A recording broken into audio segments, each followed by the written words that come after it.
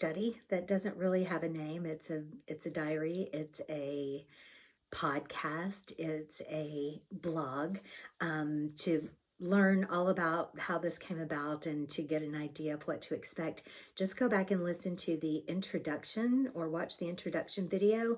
It's called Introduction and the One of Wind, Dawn is the explanation for all of this. So if you've already seen that and are just diving in with me, we are moving on to my favorite card and the card that I drew in my study early this morning.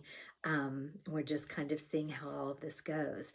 So I have been struggling with trying to figure out what my creativity was meant to be, what my new creative ideas were. And I'm actually currently at a place in my life where I feel like there is it's time for the ending of this phase of my life and the beginning of something brand new. And that is including everything from the place that I live, the way that I conduct my business, everything in my life feels as if it's time to set this aside and embark with courage and faith on a new adventure. But there's a whole lot of complications, especially as Americans. We accumulate a lot of stuff, and there's issues of money all tangled up in all of that, and selling things or renting things. And so many decisions to be made in the loving and conscious deconstructing of the old structure. And one of the messages that I received this week was also that while we are yearning for something new and ready to let go of the old, there is still suffering. There is still a tug at our heart. And when I imagine letting go of my magical little cabin on the side of a mountain, it hurts my heart. And this life that I have built for the last 10 years that has been full of so much peace and solitude and nature and just, being here with my pets, it's heart-wrenching to think of letting that go. And so that is a process that is evolving, and as this is a video diary, I will share how that process is going. But today, the card that I drew and the question that I asked was, what is my focus today? I just wanted the universe to give me information about how best to spend this day, what to do, how to do it, and most importantly, what attitude to bring into everything that I do in this day. So the card that I drew is my absolute favorite card. It's the 0 card, and it's the Fool. And just as a reminder, my primary study right now is of the Tarot of the Spirit and Kabbalah. And while the teachings of Pamela Eakin are my primary source at the moment, I'm in the process of accumulating more information and on my path to increasing my own knowledge, learning about symbols, learning about the meanings around numbers and colors, and all of these things that feel so enriching to me as the deliberate creator of my life and as the teacher that I came here to be and the path that I'm choosing to follow. So I want to read to you the divinatory meaning of the Fool. All is movement, all change. This is a precarious time.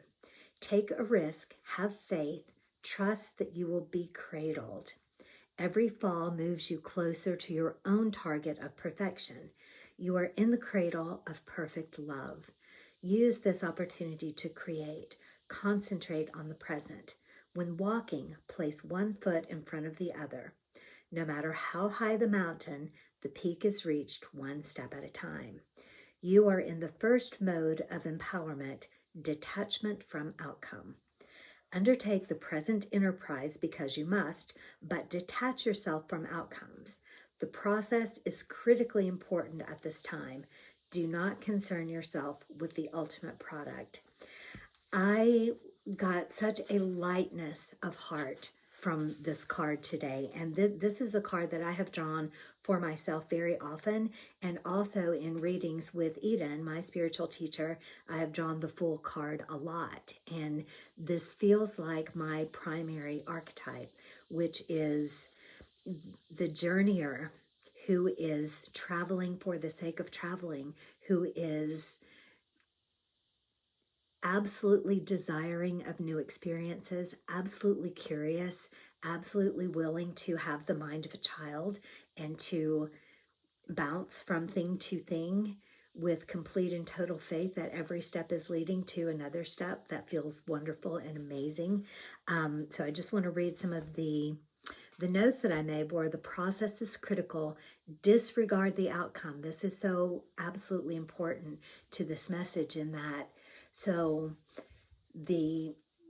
my walk out in nature this morning, so there was an outcome that I wanted. I wanted to have this opening to creative ideas and this clarity about what it is that I want to create next in the world. But had I gone on that walk trying to reach that outcome, going, oh, where's the idea, where's the idea, where's the idea, where's the idea, I don't believe that I would have had success in that. But instead, I was engaged in every single step of that walk. I was enjoying being with my dog. I was enjoying the sound of the creek. I was enjoying the feel and the smell, the quietness of the morning, and the verdant forest around me, and the possibility of maybe seeing a bear or a bobcat or some kind of wildlife that I've not really seen that much in this place, which is actually kind of uncommon. It's common to see a lot of wildlife. I just don't. So having the curiosity and being in the process enabled me to have the desired outcome because I wasn't seeking the outcome.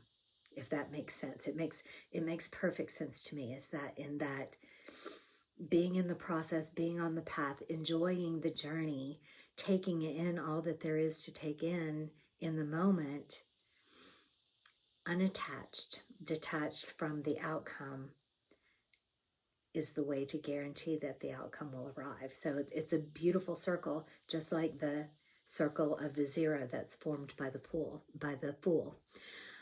So in the cradle of perfect love, create, be present, detach from outcome, worth repeating. Do not worry, do not be afraid. Embrace innocence and trust and curiosity and the wonder of being a sacred child who is born from the void.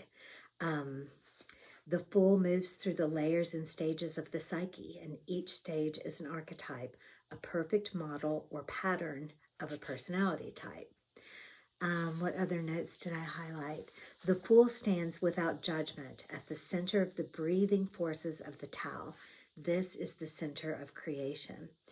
And so finally, I have been lately in our spirit-led meditations, we have been brought really frequently into darkness, even traveling down a circular stairway where, as we are traveling down, all of our senses are released so that we can no longer hear anything, we can no longer smell anything, we can no longer see anything, we can no longer feel anything with our bodies.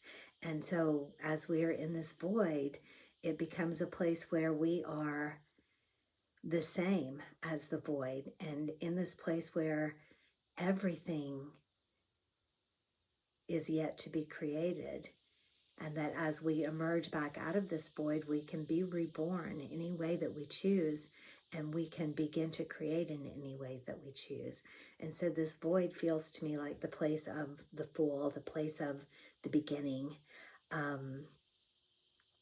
innocent, curious, in wonder, and full of faith, which I'm going to take forth into this day and have just a beautiful creative experience in living this life and being so curious about what comes next, and at the same time detached from outcomes and being in the moment and being in the present. So that feels complete for today.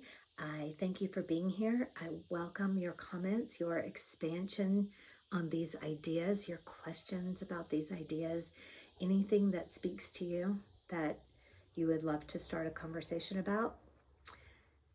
It's the fondest desire of my heart. I love you.